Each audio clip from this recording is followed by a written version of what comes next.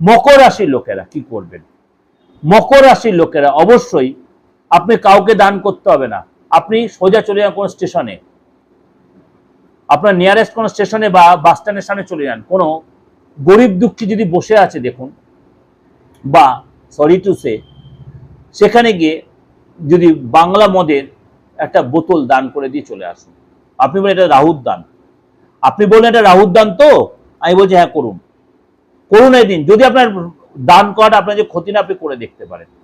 যদি এসব না করতে পারেন, আপনি প্রবাহিত দিয়ে কাঠকলা ভাসিয়ে দিয়ে চলে আসুন, রিস্ক হয়ে যেতে পারে। যদি বলেন যে আমি মদ দান করা সেটা না নেয় বা আপনার যে ক্ষতি হয়, আপনার যে জানা নেই, আপনার তো জানা নেই, তাহলে আপনি কাঠকয়লা মাটি সরাই করে আপনি ভাসিয়ে দিয়ে আসুন। মকর রাশি। কুম্ভ রাশির লোকেরা কি করবেন? কুম্ভ রাশির লোকেরা হনুমানকে ছোলা খাওয়ান, বাদরকে ছোলা খাওয়ান, কুকুরকে কিছু খাওয়ান, কাককে কিছু খাওয়ান, যা কিছু আপনার বিস্কুট হোক যাই হোক আপনার যেটা আপনার খাওয়ান, খুব ভালো হবে।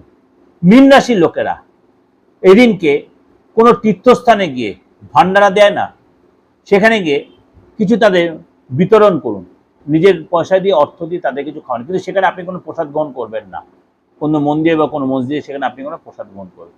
এই যে 12 রাশির দানটা বললাম, এই অক্ষয় তৃতীয়ার দিন করুন।